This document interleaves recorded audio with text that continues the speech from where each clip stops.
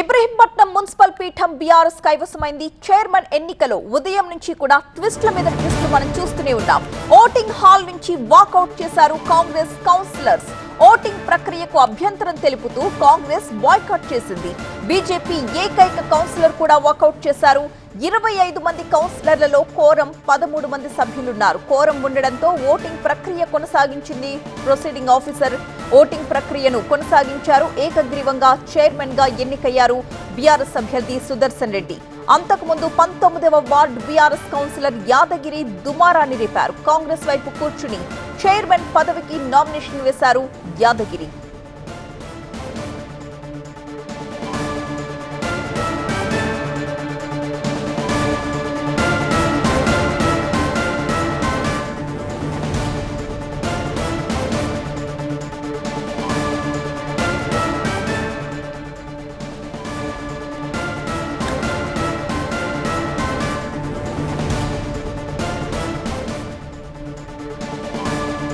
Ibrahimpatnam municipal పీఠం బీఆర్ఎస్ కైవసమైంది. Chairman ఎన్నికలో ఉదయం నుంచి కూడా ట్విస్ట్ల మీద ట్విస్ట్లు మనం చూస్తూనే ఉన్నాం. ఓటింగ్ హాల్ నుంచి వాకౌట్ చేశారు కాంగ్రెస్ కౌన్సిలర్స్. ఓటింగ్ ప్రక్రియకు అభ్యంతరం తెలుపుతూ కాంగ్రెస్ బాయ్కాట్ చేసింది. అయితే బీజేపీ ఏకైక కౌన్సిలర్ కూడా వాకౌట్ చేశారు. 25 మంది కౌన్సిలర్లలో కోరం 13 మంది సభ్యులున్నారు. కోరం ఉండడంతో ఓటింగ్ ప్రక్రియను కొనసాగించారు ప్రొసీడింగ్ ఆఫీసర్. ఏకగ్రీవంగా చైర్మన్ గా ఎన్నికయ్యారు బీఆర్ఎస్ అభ్యర్థి సుదర్శన్ రెడ్డి. అంతకుముందు 19వ వార్డు బీఆర్ఎస్ కౌన్సిలర్ యాదగిరి దుమారాన్ని రేపారు. కాంగ్రెస్ వైపు కూర్చుని చైర్మన్ పదవికి నామినేషన్ వేశారు యాదగిరి. ఇబ్రహీంపట్నంలో జరిగినటువంటి ఎన్నికలకు మాకేం బాధ లేదు. మెజారిటీ ప్రజలంతా మెజారిటీ ఓట్లంతా కాంగ్రెస్ పార్టీకే ఉన్నాయి. 2300 ఓట్ల మెజారిటీ ఉన్న 35 ఓట్లతోని కొన్ని అటు ఇటుగా వాళ్ళు ఎలా గెలిచినరో 35 ఓట్లతోని గెలిచిన సీట్లు 1, 2, 5, 7, 9 ఇట్లా ఓట్లతో గెలిచినారు. గెలిస్తే అది ఒక్క ఓటుతో గెలిచినా మేము దాన్ని అబ్జెక్షన్ చేయలేము మా వాళ్ళు.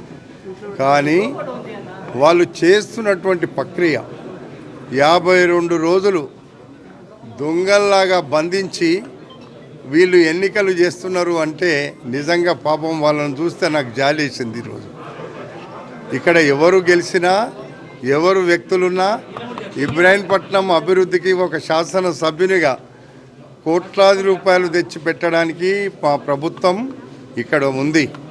కానీ ఇక్కడ చేసినటువంటి తప్పులు అవకతవకలను ఎత్తి చూపితే వాళ్ళు ఒకటేమో ఏది క్యాస్ట్ సర్టిఫికెట్ ఒకటి చెప్పినట్టున్నారు, డబుల్ ఓటింగ్ ఒకటి చెప్పిండ్రు. 2 ఓట్ల తేడా ఉంది. ఇప్పుడు ఇంకా ఆ 2 ఓట్ల తేడానో 3 ఓట్ల తేడానో ఉన్నా కానీ మాకేం ఫరక్ పడదు. అయితే నేను వీళ్ళందరికీ ఒక్కటే చెప్పిన, మీరున్నాయన్నీ కూడా ఇంకా కోర్టులో ఉన్నది కాబట్టి కోర్టు ద్వారా మా కౌన్సిలర్లకు చెప్పింది అదే. కోర్టు ద్వారా రేపు ఏదైనా జరుగుతుంది.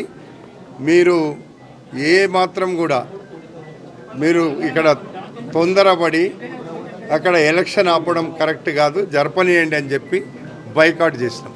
ఓకేమ్మా. మా ప్రతినిధి శ్రవణ్ సిద్ధంగా ఉన్నారు లైవ్ లో ఈ ఓటింగ్ ప్రక్రియ జరిగిన తీరును వివరించడానికి. శ్రవణ్, ఉదయం నుంచి కూడా మనం అనేక నాటకీయ పరిణామాలు చూసాము. అయితే ఓటింగ్ ప్రక్రియకి అభ్యంతరం తెలుపుతూ కాంగ్రెస్ బాయ్కాట్ చేసింది. బీజేపీ ఏకైక కౌన్సిలర్ కూడా వాకౌట్ చేశారని చెప్తున్నారు. మొత్తం ఈ కౌంటింగ్ జరిగిన తీరు ఏ విధంగా ఉంది?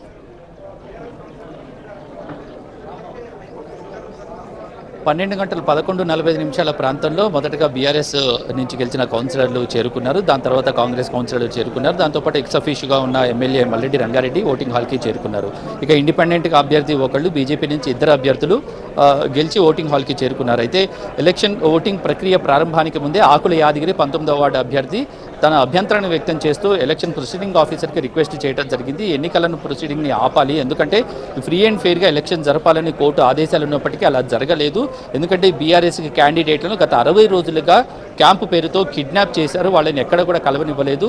తనకు మద్దతుగా ఉన్న కౌన్సిలర్లను కూడా తనతో కలవనివ్వకుండా కిడ్నాప్ చేశారు. కాబట్టి ఆ కౌన్సిలర్లు ఎవరైతే ఉన్నారో బీఆర్ఎస్ సంబంధించిన కౌన్సిలర్లు తనను కలిసేందుకు ఒక గంట వాళ్ళతో మాట్లాడేందుకు అవకాశం ఇవ్వాలంటూ కూడా అభ్యంతరం తెలపడం జరిగింది. కానీ ఆ అభ్యర్థనని ఇటు ఎలక్షన్ ఆఫీసరు పరిగణలోకి తీసుకోలేదు. దాంతోపాటుగా కూడా మిగిలిన అభ్యర్థులకు సంబంధించిన కొన్ని కేసులు కూడా కోర్టులో నడుస్తున్నాయి. ఎందుకంటే సుదర్శన్ రెడ్డి ఎవరైతే ఇప్పుడు బీఆర్ఎస్ నుంచి చైర్మన్గా ఎన్నుకోవడం జరిగిందో అతను తక్కువ ఆస్తులను చూపిస్తూ తప్పుడు అఫిడవిట్ సమర్పించాలని ఒక కేసు కోర్టులో నడుస్తుంది. దాంతోపాటుగా కూడా బీఆర్ఎస్కి సంబంధించిన మరో మహిళా కౌన్సిలర్ కూడా తన కులానికి సంబంధించి తప్పుడు కుల ధృవీకరణ పత్రం ఓసీ అయిన క్యాండిడేట్ బీసీగా తప్పుడు కుల ధృవీకరణ పత్రం చూపించారు.